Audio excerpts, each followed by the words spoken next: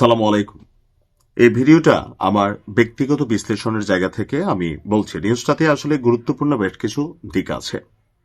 গেল কয়েকদিন আপনারা আমার দেশ পত্রিকা, তারপর হচ্ছে যে আরো বেশ কিছু গণমাধ্যম, ডেইলি ইত্তেফাক বা ডিবিসি, এই নিউজগুলোতে দেখছেন যে প্রতিদিনই বাংলাদেশের কোথাও না কোথাও বিএনপি থেকে পদত্যাগ করে অনেক লোক জামাত ইসলামে যোগদান করছেন।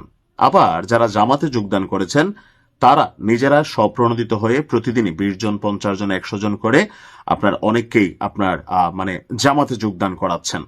আবার অনেকে হোয়াটসঅ্যাপে পদত্যাগপত্র দিয়া জামাতে যোগ দিচ্ছে। অর্থাৎ হুট করে গণমাধ্যমে ঢুকলে যেটা দেখে মনে হচ্ছে যে বিএনপি থেকে প্রতিদিন অনেক নেতাকর্মীরা জামাত ইসলামীতে যোগ দিচ্ছেন। কেন আসলে এটা হচ্ছে? হুট করে কি বিএনপি থেকে জামাতের আইডলিজম তাদের কাছে ভালো লাগছে? এখন জয়েন করার পরে তারা কি বলছে এটা জরুরি কথা না। জরুরি কথা হচ্ছে ভিন্ন জায়গায়, একতায়, সমতায়। এখন বিএনপি একটা বড় দল, বাংলাদেশে তাদের হিউজ পরিমাণ কর্মী আছে, সমর্থক আছে, এমনকি প্রত্যেকটা নির্বাচনী আসনে একাধিক তাদের মনোনীত প্রার্থী আছে। সো সবাই তো মনোনয়ন পায়নি। এখন জনাব তারেক রহমান বাংলাদেশে ফিরে আসার পর তিনি সর্বোচ্চ চেষ্টা করেছে যারা বিদ্রোহী প্রার্থী তাদের সাথে কাউন্সিলিং করতে, কথা বলতে, এমনকি অনেক জায়গায় তিনি সফল হয়েছেন, দলের মধ্যে একটা সমতা আনছেন। কিন্তু অনেক জায়গায় এই জিনিসটা আসলে হয় নাই। এখন তারেক রহমানের সামনে হয়তো তারা কথা দিচ্ছেন, কিন্তু দিন শেষে মাঠ পর্যায়ে যে তাদের যে টিমের মধ্যে বিভক্তি আছে, অর্থাৎ যিনি মনোনয়ন পেয়েছেন আর যারা পান নাই, তাদের মধ্যে একটা ইন্টারনাল দ্বন্দ্বের আসলে বহিঃপ্রকাশ হচ্ছে এই ঘটনাগুলো। আমি বেশ কয়েকটা নিউজের স্ক্রিনশট দিয়েছি যেখানে প্রতিদিনই আমরা দেখছি যে বেশ কিছু জায়গায় এই ঘটনাগুলো ঘটছে। কেউ বলছেন যে দিনের খেদমত করার জন্য, কেউ বলছেন যে এই সেই, আসলে এগুলো হচ্ছে কথার জন্য কথা, কিন্তু বাস্তবতা হচ্ছে দলীয় আভ্যন্তরীণ কোন্দল। পাশাপাশি অনেক এলাকায় হয়েছে কি যে জোট প্রার্থীদেরকে মূল্যায়ন করতে গিয়া নিজেদের এলাকার যে নেতাকর্মীরা আছে বা দীর্ঘদিন যারা বিএনপির রাজনীতি করেছিল তাদেরকে কিন্তু দলের পক্ষ থেকে আসলে ওইভাবে মূল্যায়ন করার সুযোগ হয়নি। আর উড়ে এসে জুড়ে যারা বসছে তাদের কারণে অনেক এলাকাতে লোকাল টিম আপসেট হয়ে আছে। এখন ধরেন বাংলাদেশের রাজনীতিতে দলের থেকে দেশ বড়, দেশের থেকে কিন্তু ব্যক্তি বড়। অর্থাৎ বাংলাদেশের রাজনীতিতে এখনো ভাইয়ের রাজনীতি করার সুখল মানে সংখ্যা লোকই বেশি। যেমন ধরেন একটা এলাকায় বিএনপির 2 জন প্রার্থী আছে, একজন মনোনয়ন পাইছেন, এখন আরেকজন যিনি মনোনয়ন পান নাই উনি যদি বলেন আমি স্বতন্ত্র থেকে দাঁড়াবো, তাহলে সবাই আপনার স্বতন্ত্রের পক্ষেই কিন্তু চলে যাবে। হইতে পারে সেটা হাঁস, হইতে পারে মুরগি, গরু বা বিভিন্ন যে প্রতীকগুলা। আবার তিনি যদি বলেন আমি ধানের শীষের পক্ষে আছি, তার কর্মীরা সবাই ধানের শীষের পক্ষে যাচ্ছে। অর্থাৎ দলীয় প্রতীকের বাহিরে লোকালি যেই নেতাকে বিভিন্ন সময় রাজনৈতিকভাবে তারা কাছে পেয়েছে বা বিপদ আপদে সহযোগিতা পেয়েছে, সেই নেতা যখন মার্কা পাচ্ছে না তখন স্বাভাবিকভাবে তাদের মধ্যে একটা ক্ষোভ তৈরি হচ্ছে।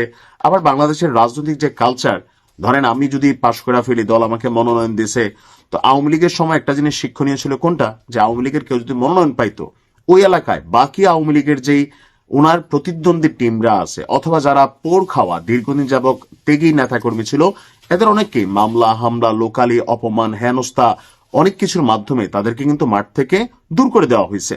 তো এই ঘটনারই প্রেক্ষাপট বা পুনরাবৃত্তি ঘটতে পারে অনেক জায়গায়। সো এরকম আশঙ্কা করে অনেকেই তারা মনে করছে যে না ভাই, আমার এলাকার মধ্যে আমি জামাতরে পাশ করাই দিই। আর জামাত তাদের পলিটিক্যাল পয়েন্ট অফ ভিউতে যারাই বিএনপির এক এলাকাতে একাধিক প্রার্থী আছে তাদের সাথে তারা একটা লিয়াজু মেনটেন করছে, অথবা পলিটিক্যাল পয়েন্ট অফ ভিউতে তারা তাদেরকে তাদের কোরামে ভেড়ানোর চেষ্টা করছে যে হ্যাঁ ক্ষমতায় আসলে তোমরা এতটুকু অংশ পাবা বা সামহাউ মানে পাওয়ারে কানেক্টেড কোনো একটা জায়গা তোমাদের জন্য তৈরি হবে। আর এই বিষয়গুলোর কারণে আমার মনে হয় যে বিএনপি থেকে প্রতিদিন আমরা যাদেরকে দেখছি পদ পদবি প্লাস মনোনয়ন প্লাস ওই যে অভিমান, ক্ষোভ, এগুলো থেকে কিন্তু টাকা দিয়ে বিএনপির কোন নেতাকর্মীকে জামাত দলে নিচ্ছে অথবা ইসলামের খেদমত করার জন্য আসলেই তারা দল পরিবর্তন করতেছে, এটা আমার কাছে মনে হয় না। আমার কাছে মনে হয় টোটালি বিষয়টা হচ্ছে আভ্যন্তরীণ অভিমান আর প্লাস জামাতের যে রাজনৈতিক কৌশল আছে সেটার মধ্যে অনেকে আপনার আসতেছে। বাট সবচেয়ে বড় কথা হচ্ছে এই সংখ্যাটা কত জরুরি না। এখন বিষয়টা হচ্ছে কি, ধরেন আপনি দেখতেছেন যে 100 জন ঢুকছে, 150 জন, এই 150 জনের তো ফ্যামিলি মেম্বার আছে, আত্মীয় স্বজন আছে, বা এটা একটা ভাই ক্রিয়েট করতেছে সারা বাংলাদেশে। আবার অনেক জায়গায় জামাত থেকেও কিন্তু কিছু লোক বিএনপিতে আসতেছে, ওইখানেও কিন্তু একই অবস্থা যে হয়তো কোনো না কোনো কারণে জামাতের সিদ্ধান্তের প্রতি তাদের মনক্ষুণ্ণতা আছে বা আভ্যন্তরীণ কোন্দল আছে, সেই জায়গাগুলো থেকে বিএনপিতেও জামাতের অনেক লোক আসছে। তবে পরিমাণটা নিউজ প্রিন্টে আমরা যা দেখছি, নিউজ ফিডে, সেখানে বিএনপি থেকে জামাতে আসা লোকেদের সংখ্যা আস্তে আস্তে বাড়ছে। নির্বাচনের আগ পর্যন্ত এইভাবে চলতে থাকলে সেটা বিএনপির জন্য ক্ষতি হবে। বিএনপির উচিত দলীয়ভাবে বা নির্বাচনী যারা পরিচালনা কমিটি আছেন তারা এই বিষয়গুলোকে কাউন্সিলিং করা। হয়তো বেটার কিছু হবে। দেখা যাক কি হয়। ভালো থাকুন।